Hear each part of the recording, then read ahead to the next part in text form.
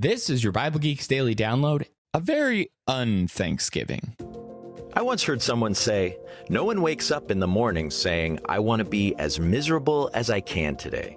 But some people seem to have achieved that goal nonetheless. You too can discover new lows in your disposition. You have the power to be dour. The key is to avoid giving thanks. Just follow these 3 simple steps and discover a lifetime of ingratitude. Step 1 is comparison. This strategy requires us to shift our focus away from what we have to what we don't have, and we can accomplish this in several ways. First, we can compare our lives with how things used to be. You might remember your life fondly before kids, when you could do things like go into the restroom without someone banging on the door, or how things used to be in America in what seems like a simpler time. It's easy to become ungrateful when you focus on how things were better before.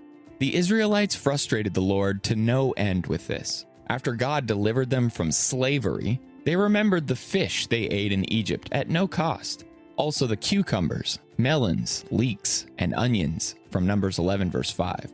They were beaten and treated like property, but the Egyptians grew tasty cucumbers. The opposite of comparison is noticing what is good right now.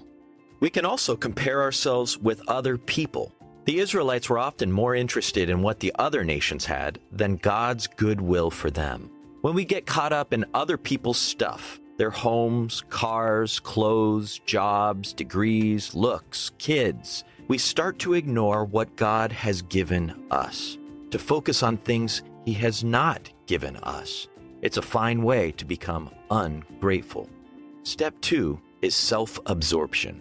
If you can become so oblivious that you forget the Lord, Deuteronomy 8 verses 11 through 19, so caught up in yourself, you don't even recognize why you should be grateful. You have taken bold steps toward the ungrateful life. Go from blessing to blessing like a spoiled child, never pausing to notice God's gifts.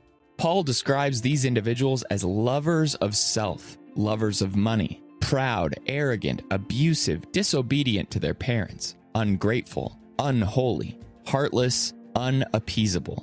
2 Timothy chapter 3 verses 2 through 5. And step 3 is self-sufficiency.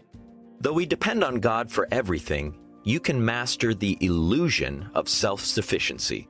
Remind yourself how hard you work for things, without acknowledging that others work hard for half as much. Tell yourself that you are the only reason you have what others don't, and you'll eliminate your awareness of grace in your life. Moses warns in Deuteronomy 8, 17 to 18, "Beware lest you say, 'My hand has gotten me this wealth.' It is He who gives you power to get wealth. So do you see the good things in your life as gotten or given?"